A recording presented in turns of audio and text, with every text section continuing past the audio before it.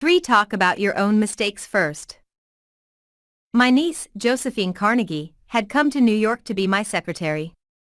She was 19, had graduated from high school 3 years previously, and her business experience was a trifle more than zero. She became one of the most proficient secretaries west of Suez, but in the beginning, she was susceptible to improvement. One day when I started to criticize her, I said to myself, "Just a minute, Dale Carnegie, just a minute. You are twice as old as Josephine. You have had 10,000 times as much business experience. How can you possibly expect her to have your viewpoint, your judgment, your initiative, mediocre though they may be? And just a minute, Dale, what were you doing at 19? Remember the asinine mistakes and blunders you made? Remember the time you did this, and that?" After thinking the matter over, honestly and impartially, I concluded that Josephine's batting average at 19 was better than mine had been, and that, I'm sorry to confess, isn't paying Josephine much of a compliment. So after that, when I wanted to call Josephine's attention to a mistake, I used to begin by saying, "You have made a mistake, Josephine, but the Lord knows, it's no worse than many I have made. You were not born with judgment. That comes only with experience, and you are better than I was at your age. I have been guilty of so many stupid, silly things myself, I have very little inclined to criticize you or anyone. But don't you think it would have been wiser if you had done so and so? It isn't nearly so difficult to listen to a recital of your faults, if the person criticizing begins by humbly admitting that he, too, is far from impeccable." E.G. Dillistone, an engineer in Brandon, Manitoba, Canada, was having problems with his new secretary. Letters he dictated were coming to his desk for signature with 2 or 3 spelling mistakes per page. Mr. Dillistone reported how he handled this. "Like many engineers, I have not been noted for my excellent English or spelling. For years I have kept a little black thumb index book for words I had trouble spelling. When it became apparent that merely pointing out the errors was not going to cause my secretary to do more proofreading and dictionary work, I resolved to take another approach. When the next letter came to my attention that had errors in it, I sat down with the typist and said, 'Somehow this word doesn't look right. It's one of the words I always have had trouble with. That's the reason I started this spelling book of mine.' I opened the book to the appropriate page. Yes, here it is. I'm very conscious of my spelling now because people do judge us by our letters, and misspellings make us look less professional. I don't know whether she copied my system or not, but since that conversation, her frequency of spelling errors has been significantly reduced." The polished Prince Bernhard von Blow learned the sharp necessity of doing this back in 1909. Von Blow was then the Imperial Chancellor of Germany, and on the throne sat Wilhelm II Wilhelm, the haughty, Wilhelm the arrogant, Wilhelm, the last of the German Kaisers, building an army and navy that he boasted could whip their weight in wildcats. Then an astonishing thing happened. The Kaiser said things, incredible things, things that rocked the continent, and started a series of explosions heard around the world. To make matters infinitely worse, the Kaiser made silly, egotistical, absurd announcements in public. He made them while he was a guest in England, and he gave his royal permission to have them printed in the Daily Telegraph. For example, he declared that he was the only German who felt friendly toward the English, that he was constructing a navy against the menace of Japan, that he, and he alone, had saved England from being humbled in the dust by Russia and France, that it had been his campaign plan that enabled England's Lord Roberts to defeat the Boers in South Africa, and so on and on. No other such amazing words had ever fallen from the lips of a European king in peacetime within 100 years. The entire continent buzzed with the fury of a hornet's nest. England was incensed. German statesmen were aghast. And in the midst of all this consternation, the Kaiser became panicky, and suggested to Prince von Blow, the Imperial Chancellor, that he take the blame. Yes, he wanted von Blow to announce that it was all his responsibility, that he had advised his monarch to say these incredible things. "But Your Majesty," von Blow protested, "it seems to me utterly impossible that anybody either in Germany or England could suppose me capable of having advised Your Majesty to say any such thing."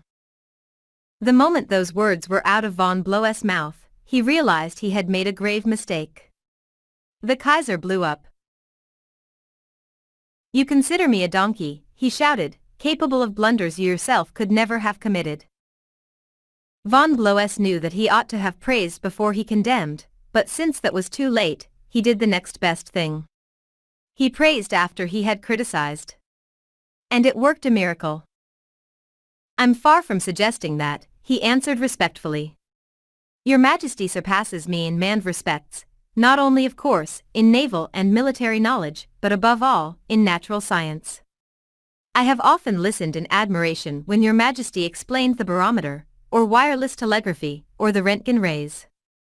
I am shamefully ignorant of all branches of natural science, have no notion of chemistry or physics, and am quite incapable of explaining the simplest of natural phenomena.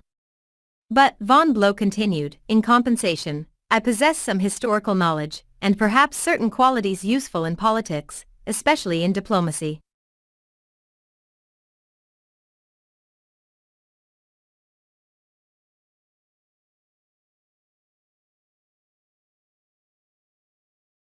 Let them do thing. The moment those words were out of von Blo's mouth, he realized he had made a grave mistake. The Kaiser blew up. "You consider me a donkey," he shouted, "capable of blunders you yourself could never have committed." Von Bloess knew that he ought to have praised before he condemned, but since that was too late, he did the next best thing. He praised after he had criticized. And it worked a miracle. "I'm far from suggesting that," he answered respectfully. "Your Majesty surpasses me in manned respects, not only of course, in naval and military knowledge, but above all, in natural science. I have often listened in admiration when Your Majesty explained the barometer, or wireless telegraphy, or the Röntgen rays. I am shamefully ignorant of all branches of natural science, have no notion of chemistry or physics, and am quite incapable of explaining the simplest of natural phenomena." But, von Blow continued, "in compensation, I possess some historical knowledge, and perhaps certain qualities useful in politics, especially in diplomacy." The Kaiser beamed. Von Bülow had praised him. Von Blow had exalted him and humbled himself. The Kaiser could forgive anything after that. "Haven't I always told you," he exclaimed with enthusiasm, "that we complete one another famously? We should stick together, and we will." He shook hands with von Blow, not once, but several times. And later in the day he waxed so enthusiastic that he exclaimed with doubled fists, "If anyone says anything to me against Prince von Blow, I shall punch him in the nose."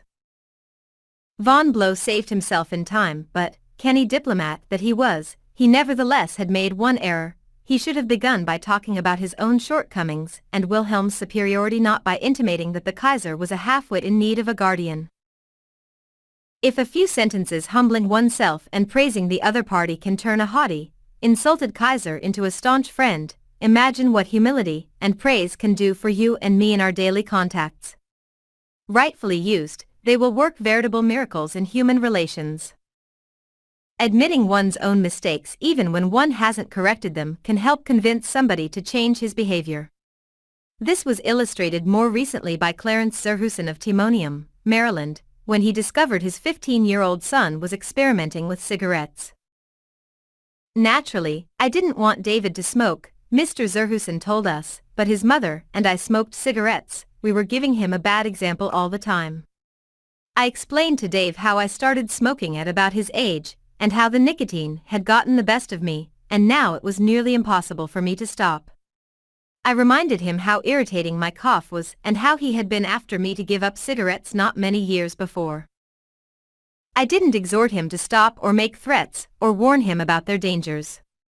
All I did was point out how I was hooked on cigarettes and what it had meant to me." He thought about it for a while and decided he wouldn't smoke until he had graduated from high school. As the years went by, David never did start smoking, and has no intention of ever doing so. As a result of that conversation, I made the decision to stop smoking cigarettes myself, and with the support of my family, I have succeeded. A good leader follows this principle. Principle 3. Talk about your own mistakes before criticizing the other person.